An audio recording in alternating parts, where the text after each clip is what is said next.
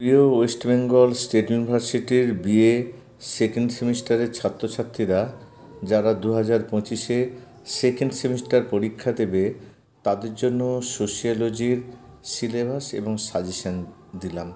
তোমরা একটু ভালো করে খেয়াল করো, এখন থেকে প্রস্তুতি নাও। আশা রাখি তোমাদের প্রত্যেকেরই পরীক্ষা ভালো হবে। দেখো, তোমাদের সেকেন্ড সেমিস্টারে যেটা আছে সেটা হচ্ছে ইন্ট্রোডাকশন ইন্ডিয়ান সোসাইটি, ভারতীয় সমাজের পরিচয়।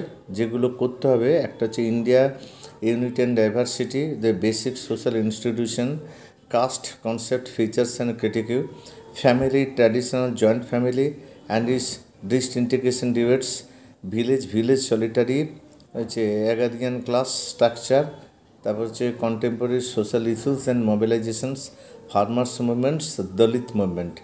এটা হচ্ছে এক ভারতের ঐক্য বৈচিত্র্য, মৌলিক সামাজিক প্রতিষ্ঠান, জাতি, ধারণা, বৈশিষ্ট্য এবং সমালোচনা, পরিবার, ঐতিহ্যবাহী যৌথ পরিবার এবং ভাঙন বিতর্ক, গ্রাম সংহতি ও কৃষি শ্রেণী কাঠামো, তারপর হচ্ছে সমসাময়িক সামাজিক সমস্যা এবং আন্দোলন, কৃষক আন্দোলন এবং দলিত আন্দোলন। 10 নম্বরের জন্য যেগুলো করবে সেটা হচ্ছে যে জাতীয় ঐক্য ও সংহতির সমস্যা পর্যালোচনা করা। ওটা সংহতি হয়ে গেছে, ওটা সংহতির হবে। ভারতীয় পরিবার ব্যবস্থার গঠন সম্বন্ধে আলোচনা করা, পরিবারের সংজ্ঞা, ভারতীয় পরিবারের ধরনগুলি কী কী। পরিবার কি, ভারতীয় পরিবার ব্যবস্থার প্রধান কার্যাবলী আলোচনা করো। সাম্প্রতিককালে ভারতবর্ষে পরিবারের কার্যাবলী আলোচনা করো। যারা গ্রামের সংজ্ঞা দাও, গ্রামের সম্প্রদায় কী, ভারতীয় গ্রামীণ সম্প্রদায়ের বৈশিষ্ট্যগুলো কী কী। দলিত কাদের বলা হয়, ভারতে দলিত আন্দোলন সম্পর্কে আলোচনা করো। ভারতের দলিত আন্দোলন সংগঠিত করার ক্ষেত্রে আম্বেদকর, জ্যোতিরাও ফুলে এবং সাবিত্রীবাই ফুলের ভূমিকা নিয়ে আলোচনা করো।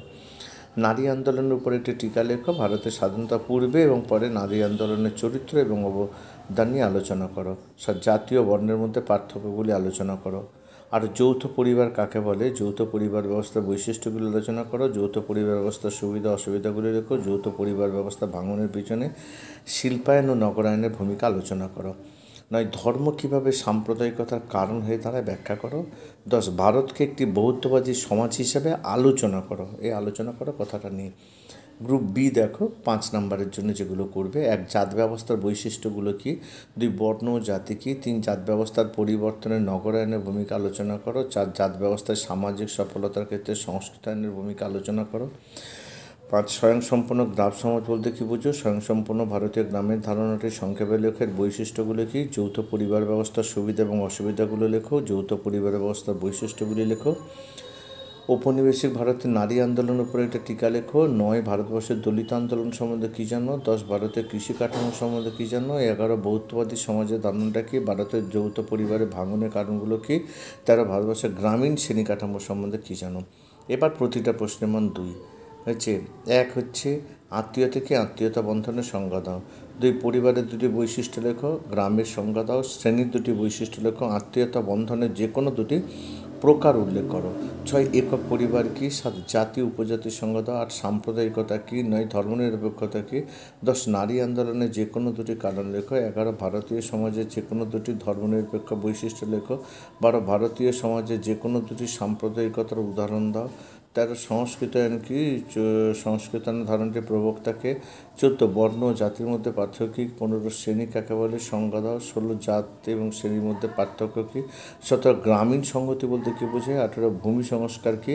19, পরিবারের সংজ্ঞা দাও। 20, যৌথ পরিবারের সংজ্ঞা দাও।